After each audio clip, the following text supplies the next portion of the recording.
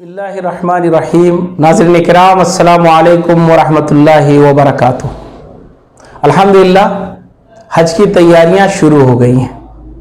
وہ خوش قسمت لوگ جنہیں اس سال اللہ تعالیٰ توفیق دے گا حج کے لیے جائیں گے، وہ بڑے مبارکباد کے مستحق ہیں۔ صفا آن لائن کی ٹیم کی جانب سے ہم انہیں مبارکباد پیش کرتے ہیں اور دعا کرتے ہیں کہ اللہ تعالیٰ ان کا یہ سفر کامیاب کرے اور ان کے حج کو، ان کی عبادتوں کو قبول فرمائے۔ ناظرین کرام، حج ایک عبادت ہے۔ عبادت ایک ایسی عبادت جو مسلسل کئی دنوں پر مشتمل ہے۔ ایک ایسی عبادت جو نماز کی طرح نہیں ہے کہ نیت باندھی آپ نے اور پابند ہو گئے، اس کے بعد آپ نے جب سلام پھیرا تو عبادت مکمل ہو گئی۔ حج ایک ایسا عمل ہے، ایک ایسی عبادت ہے جو مسلسل کم از کم 3 سے 4 دن تک جاری رہنے والا عمل ہے۔ آپ 9 ذی الحجہ کو احرام باندھیں گے حج کا، اور پھر 10 ذی الحجہ کو احرام کھولیں گے آپ، لیکن وہ احرام جو آپ کھولیں گے، وہ احرام کھولنے کے بعد بھی آپ پابند ہوں گے کہ لوٹ کر مینا جائیں، رمی جمار کریں۔ تو یہ ایک ایسی عبادت ہے کہ جس میں آپ کو بولنے کی اجازت ہے، چلنے پھرنے کی اجازت ہے، دوڑنے کی اجازت ہے، سب کچھ کریں گے آپ۔ لوگوں سے آپ کا سابقہ پڑے گا، بھیڑ بھاڑ میں لوگوں کے ساتھ آپ کو چلنا ہوگا، ایک ایسی جگہ آپ کو قیام کرنا ہوگا، گزرنا ہوگا، بیٹھنے اٹھنے کے لیے آپ کو سب کچھ کرنا ہوگا جہاں لوگوں سے آپ کا سابقہ پڑے گا۔ اس وجہ سے یہ عبادت بڑی ہی نازک عبادت ہے۔ یہ سمجھ کر آپ کو عبادت کرنی ہے کہ آپ حج کے لیے جا رہے ہیں تو ایک عبادت کے سفر پہ نکل رہے ہیں۔ آپ نے ارادہ آج سے کر لیا کہ حج کرنا ہے تو آج سے اپنے آپ کو اس کا پابند بنانے کی کوشش کریں، آج ہی سے آپ اپنی تربیت کریں۔ اسی وجہ سے قرآن مجید نے بہت خوبصورت انداز میں کہا ہے کہ اگر کوئی شخص حج کا ارادہ کرے، عمرے کا ارادہ کرے، اور اس کے بعد وہ حج کے لیے احرام باندھ لے، فلا رفث ولا فسوق ولا جدال فی الحج، 3 چیزیں تو اسے اپنے سامنے بالکل رکھ لینی ہے کہ نہ تو وہ رفث کرے گا، نہ فسوق کرے گا، نہ جدال کرے گا۔ یہ 3 الفاظ ہیں عربی کے، یعنی اسے بچنا ہے ان تمام چیزوں سے جو بظاہر انسان سے ہو جاتی ہیں، کر لیتا ہے۔ یہ کمزوریاں اللہ سے توبہ کے نتیجے معاف ہو جاتی، لیکن حج جیسی عبادت کے دوران اگر یہ کمزوریاں انسان کے اندر آتی ہیں کہ وہ لڑ پڑتا ہے، جھگڑا کر لیتا ہے، گالم گلوچ کر لیتا ہے، الٹی سیدھی باتیں کرتا ہے، ایک دوسرے کی برائی کرتا ہے، تو گویا کہ اس نے ایسے کیا جیسے نماز نیت باندھنے کے بعد اس نے یہ سب کیا۔ اس نے ایسے ہی کیا جیسے کہ اس نے ایک عبادت میں اپنے آپ کو رکھتے ہوئے اس عبادت کا احساس کھو دیا، اسے اندازہ ہی نہیں کہ وہ عبادت میں ہے۔ تو یہ عبادت بڑی نازک عبادت ہے، اس کی تربیت لیجئے، اس پر غور کریے، اس کے لیے اپنے دل و دماغ کو پرسکون کیجئے۔ آج حج ایک مہنگا سفر ہے، اور پہلے بھی اللہ سبحانہ و تعالیٰ کو علم میں تھا کہ حج پر جانا ہر ایک کے لیے آسان نہیں ہے، اس لیے حج کی عبادت کو فرض ہونے کے لیے کہا گیا کہ جو شخص استطاعت رکھے، جس کے پاس طاقت ہو، جس کے پاس وسائل ہوں، جس کے پاس امکانات ہوں، جس کے پاس صحت ہو، صلاحیت ہو، اور وہ مکے تک پہنچ سکے، اس کے اوپر حج فرض ہے۔ گویا کہ حج مہنگا ہوگا، آج بھی حج مہنگا ہے۔ کتنا مہنگا ہے؟ کم از کم آپ کو 3 سے 4 لاکھ روپے خرچ کرنے، اور یہ پیسہ جو آپ نے خرچ کیا ہے وہ آپ کے حلال کمائی کا ہے، گاڑھی کمائی کا ہے، اسے آپ لگا رہے ہیں۔ یہ ایک ایسی عبادت ہے جس میں آپ کا مال بھی خرچ ہو رہا ہے اور آپ کی توانائی بھی جا رہی ہے، جس میں آپ اپنے بدن کے ذریعے، اپنے جسم کے ذریعے محنت بھی کرتے ہیں اور مال بھی خرچ کرتے ہیں۔ یہ بدنی عبادت بھی ہے اور مالی عبادت بھی ہے، اس لیے بہت اہم ہے، اور اس کا اجر بھی اسی لیے بہت اہم ہے کہ رسول اللہ صلی اللہ علیہ وسلم نے فرمایا کہ اگر کسی شخص نے حج کر لیا اور حج مبرور ہے تو ایسے ہی ہے جیسے اس کی ماں نے اس کو ابھی جنا ہو، یعنی گویا کہ پاک صاف، گناہوں سے پاک صاف، تمام برائیوں سے پاک صاف، معصوم، کچھ بھی نہیں، سب چیزوں سے وہ بری ہو گیا۔ اللہ تبارک تعالیٰ نے اپنے پیارے نبی محمد عربی صلی اللہ علیہ وسلم کے ذریعے یہ بشارت دے دی ہم کو۔ تو اب آپ ذرا سوچیں کہ اگر یہ رزلٹ ہے، یہ نتیجہ ہے، تو اس کو پانے کے لیے آپ کو کیا کچھ کرنا پڑے گا؟ کیا تمام اپنی زندگی کی برائیوں سے اور گناہوں سے آپ بری ہو جائیں گے بغیر اس عبادت کو اچھے سے ادا کیے؟ یہ کیسے ممکن ہوگا؟ آپ اسی لیے حج پر نکلیں تو اس سے پہلے اپنی نیت کا تزکیہ کریں، نیت کو مخلصانہ بنائیں، صاف ستھرا بنائیں۔ کسی سے معاملات ہیں، لین دین ہے، حقوق ہے تو اسے ادا کریں۔ کسی کو آپ سے ناراضگی ہے، تکلیف پہنچی ہے تو اس سے معافی تلافی کریں، بے نیاز ہو جائیں، چھوڑ دیں اپنی انا کو، اپنے آپ کو بھول جائیں، اور آپ لوگوں کے سامنے اس رشتے کو لے کر جائیں کہ اب آپ اللہ سے ایک نیا رشتہ جوڑنے جا رہے ہیں، تو اس میں کوئی چیز ایسی نہ ہو جو اللہ تعالیٰ کو ناراض کرنے والی ہو۔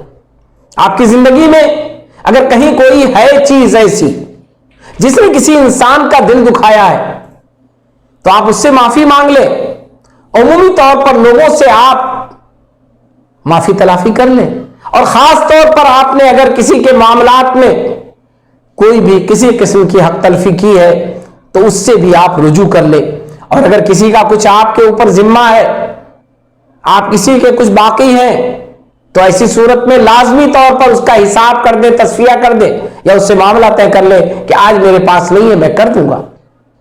اس عزم کے ساتھ، اس تیاری کے ساتھ، سامان کی تیاری تو آپ کریں گے ہی، زیادہ راہ جو آپ کو لینا ہے وہ لیں گے ہی، آپ کے گھر والے آپ کا سارا سامان بانٹ کر آپ کو دیں گے، مارکیٹ سے آپ خرید کر لائیں گے، جو ضروریات کی چیزیں ہیں وہ سب آپ اکٹھا کریں گے، لے کے چلیں گے، لیکن وہ تیاری جو آپ کی حج کی تمام چیزوں کو قابل قبول بنا دے، مقبول بنا دے، حج مبرور بنا دے، حج مبرور، یہ اگر کوئی عمل ہے تو وہ یہ کہ آپ اپنے دل کو صاف ستھرا کر لیں، آپ اپنے آپ کو پاکیزہ بنا لیں۔ ایک عبادت کے لیے جا رہے ہیں تو آپ اپنے آپ کو تیار کر لیں، اور وہاں پہنچنے کے بعد پھر آپ اپنے آپ کو یکسو کر لیں۔ آپ کہاں جا رہے ہیں؟ آپ کا تکبیر، آپ کا تلبیہ، جو سب سے خوبصورت عبادت اور بار بار زبان پر لانے والے کلمات ہوں گے آپ کے، وہ کیا ہوں گے؟ لبیک اللہم لبیک لا شریک لک لبیک ان الحمد والنعمت لک والملک لا شریک لک۔ یہ تلبیہ ہوگا آپ کا، یہی آپ کی تکبیر ہوگی، یہی تسبیح ہوگی، یہی آپ کا سب کچھ ہوگا، آپ کی زبان سے جو ادا ہوگا۔ آپ احرام پہنیں گے اور نیت کریں گے تو تلبیہ پڑھیں گے، چل پڑیں گے منا، مزدلفہ، عرفہ، جہاں بھی جائیں گے آپ کو یہی پکارنا ہے، لبیک اللہم لبیک، اے اللہ میں تو حاضر ہوں، میں آ گیا تیرے در پر، میں تیرا بندہ ہوں، ہم تیرے سامنے ہیں، لبیک اللہم لبیک لا شریک لک لبیک۔ ہم شرک سے اور شرک کی تمام چیزوں سے توبہ کرتے ہیں، تیرا تو کوئی شریک ہے نہیں اور ہم بھی کسی کو تیرا شریک نہیں بنائیں گے۔ یہ جو آپ کا تلبیہ ہے، ان الحمد والنعمت لک والملک، یہ تین چیزیں بھی آپ کو بار بار کہنی ہے، تو اس کا آپ کے ذہن میں مفہوم ہونا چاہیے. آپ کہہ رہے ہیں بار بار ان الحمد والنعمت لک والملک، کہ تعریف بھی تیری ہی ہے، نعمتیں سب دی ہوئی تیری ہی ہیں، اور ملک یعنی فیصلہ بھی تیرا ہی ہے. آپ ذرا سوچیں کیا کہا آپ نے، کس اعلان کے ساتھ آپ نے حج کیا ہے. اعلان یہ ہے کہ جو کچھ تعریفات ہیں، جو کچھ ہم حمد و ثنا بیان کر سکتے ہیں، تعریف کر سکتے ہیں، صحیح معنوں میں تو ہی اس کا مستحق ہے. اور نعمتیں جو کچھ ہم استعمال کر رہے ہیں اور پوری دنیا استعمال کر رہی ہے، تمام انسان، جانور، جاندار استعمال کر رہے ہیں، دنیا میں جو کچھ نعمتیں ہیں یہ سب تیری ہی دی ہوئی ہے. اور یہی نہیں بلکہ بادشاہت بھی تیری ہے، فیصلہ بھی تیرا ہے، ججمنٹ بھی تیرا ہی ہوگا. تو ہی صحیح اور غلط کا فیصلہ کرے گا، تو ہی ہمارے کامیابی اور ناکامی کا فیصلہ کرے گا. ہم تیرے فیصلے پر راضی ہیں، ہمیں تیرے فیصلے سے گریز نہیں ہے، کوئی چانس نہیں ہے کہ ہم تیرے فیصلے کا انکار کر دیں. ہمیں تو قبول ہے یہ فیصلہ دل و جان سے. لا شریک لک، اور تیرا کوئی شریک نہیں ہے ہی نہیں تیرے برابر، کوئی ہے ہی نہیں جو تیرا مقابلہ کر سکے. پھر ہم کس کے در پہ جائیں گے، کس سے مانگیں گے؟ یہ احساس اگر آج سے ہم پیدا کرنا شروع کر دیں، تلبیہ آج سے پڑھیں، خوب پڑھیں، تلبیہ کو سمجھیں، اس کے معنی کو سمجھیں. چند الفاظ ہیں، چند کلمات ہیں. ہمارے کتنے حجاج ہیں جو وہاں ملتے ہیں، انہیں تلبیہ کہنا نہیں آتا ہے. آپ ذرا سوچیں کیا تیاری کی آپ نے. چند دن کے الفاظ ہیں، رٹ لیجئے، یاد کر لیجئے، سن لیجئے. آج تو موبائل کا زمانہ ہے، ایسے آلات موجود ہیں کہ جس کے ذریعے تلبیہ آپ سنیں، حجاج کرام کا تلبیہ آپ سنیں. تلبیہ آپ کو سکھانے والے ہیں وہ سنیں. آپ اپنے گھر میں بچوں میں یاد کرا دیں، ان سے سنیں آپ، اور سمجھیں اس کو، جانیں اس کو کہ آپ نے تلبیہ میں کیا پڑھا ہے. اس جذبے کے ساتھ اگر آپ حج کے عمل کو شروع کریں گے تو انشاءاللہ یہ حج آپ کا حج مبرور ہوگا. پھر دوسری چیز جس کا خیال رکھنا ہے آپ کو حج میں، وہ یہ کہ حج کے ارکان اچھے سے ادا کریں. ہر رکن اپنی جگہ اہمیت رکھتا ہے، ہر عمل اپنی جگہ رسول اللہ صلی اللہ علیہ وسلم کی سنت ہے، اور رسول اللہ صلی اللہ علیہ وسلم نے اس کو کیا ہے اور اس کا حکم دیا ہے. بہت سارے اعمال وہ ضروری ہیں، بہت سارے اعمال وہ اتنے ضروری نہیں ہیں، بہت سارے اعمال میں گنجائش ہے، لیکن سارے کے سارے اعمال وہ رسول اللہ صلی اللہ علیہ وسلم کی سنت ہے. ہاں رسول اللہ صلی اللہ علیہ وسلم نے اتنا ضرور کہا ہے کہ حج میں آپ کو بہت پریشان ہونے کی ضرورت نہیں ہے. تھوڑی بہت بھول چوک اگر ہو جائے تو کوئی بات نہیں، افعل ولا حرج، اللہ تعالیٰ معاف کر دے گا. ہنگامی حالات ہیں، بھیڑ بھاڑ کا زمانہ ہے، مختلف رنگ و نسل کے لوگ اکٹھا ہیں، زندگی میں آپ بھی پہلی بار یہ عبادت کر رہے ہیں، تو اگر کوئی کمی بیشی ہو جائے، کوئی مسئلہ پیش آ جائے تو اس میں گھبرائیے مت، پریشان مت ہوئیے. انشاءاللہ اللہ تعالیٰ معاف کرے گا. اور اس کو اہل علم سے آپ کنفرم کر لیں کہ اس کے نتیجے میں آپ کو کیا کرنا ہے. اگر آپ کو کفارہ دینا ہے تو دے دیجئے. کفارہ ایک ہلکا سا عمل ہے، ایک چھوٹی سی سزا ہے، اس سزا کو قبول کر لیجئے تاکہ یہ بڑی عبادت آپ کی اللہ کے یہاں قابل قبول ہو جائے اور آپ کے میزان حسنات میں آ جائے. تیسری چیز جس کا اس میں خیال رکھنا ہے وہ یہ کہ آپ کے ذریعے کسی کو تکلیف نہ پہنچے.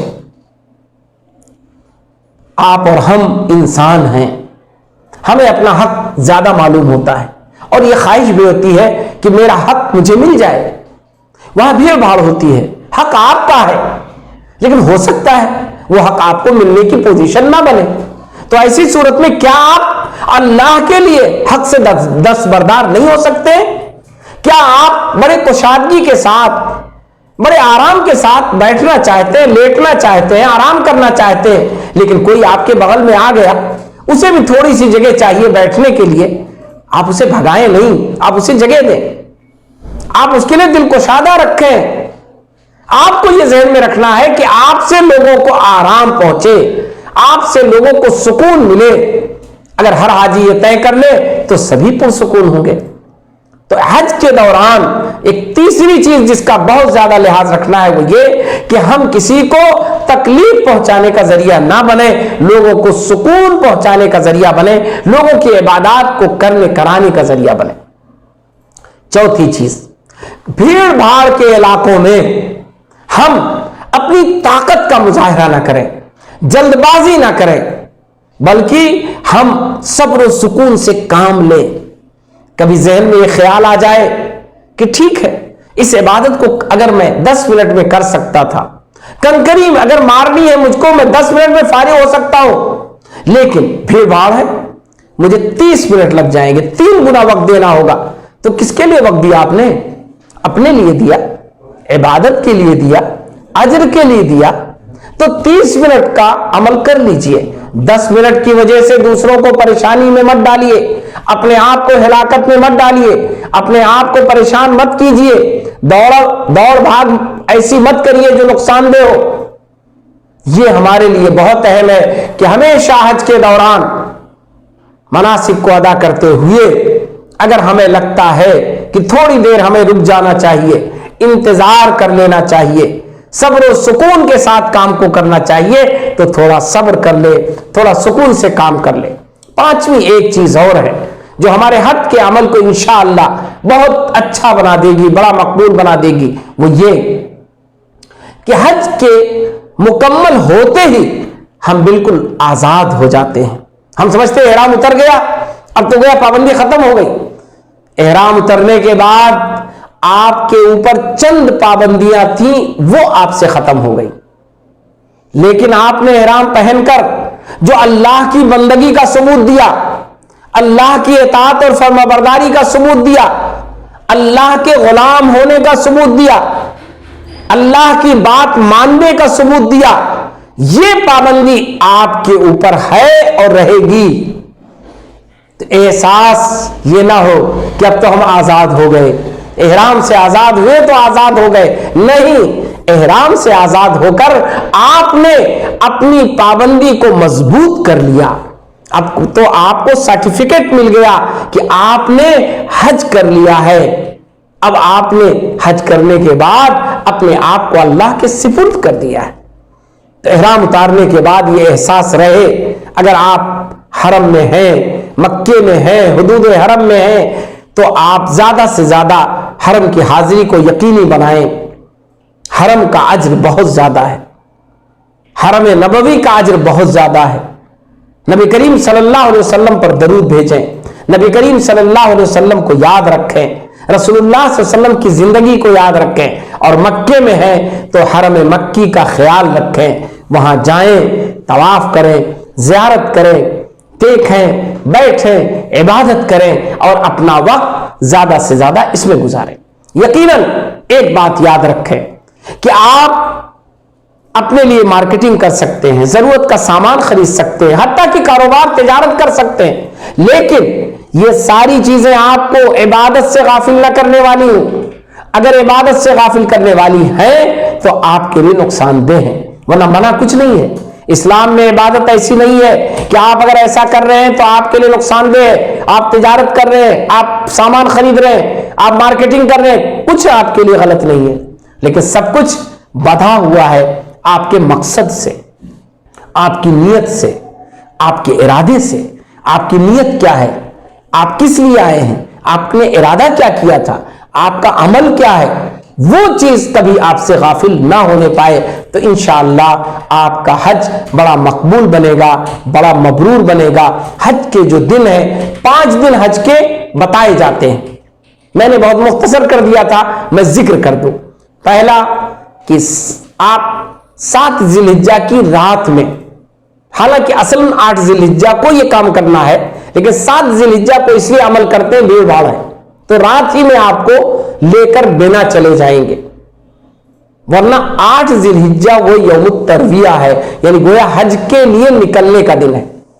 9 ذی الحجہ یوم عرفہ ہے، یعنی الحج عرفہ، مین دن ہے، آدھا ہی دن ہے، ظہر کے بعد سے لے کر کے اور مغرب سے پہلے کا ہی وقت ہے عرفہ کا، پہنچے چاہے جب آپ، لیکن نکلنا ہے غروب آفتاب کے بعد، اور آپ کو وہاں ظہر اور عصر کی نماز پڑھنی ہے۔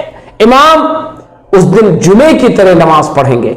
اس لیے جمعے کی طرح پڑھیں گے کیونکہ رسول اللہ صلی اللہ علیہ وسلم نے خطبہ دے کے نماز پڑھا ہے، چاہے جمعے کا دن نہ ہو. ایسے وقت میں آپ کو عرفہ کی عبادت میں منہمک ہو جانا ہے، مشغول ہو جانا ہے. یہ 9 ذی الحجہ ہے.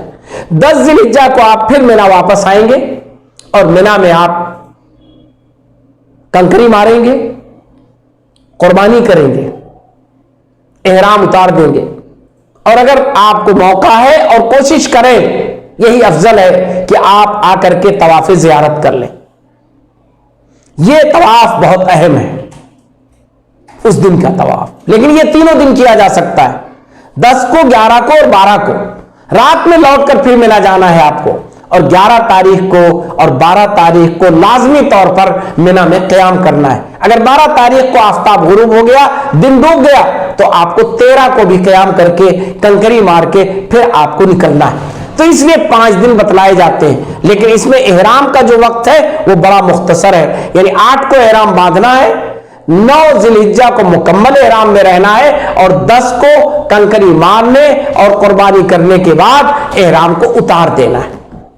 ان ساری کوششوں میں، ان سارے معمولات میں آپ کی توجہ اللہ کی طرف ہونی چاہیے، اس کی وحدانیت کی طرف ہونی چاہیے، اس کو خوش کرنے کی طرف ہونی چاہیے، اور اپنے حج کے مقصد کو یاد رکھنا چاہیے. اللہ آپ کے حج کو قبول فرمائے، اللہ حج کے سفر کو آسان بنائے، اور حج کے درمیان ہونے والی تمام عبادتوں کو کرنے کی توفیق عطا فرمائے اور اسے قبول فرما لے.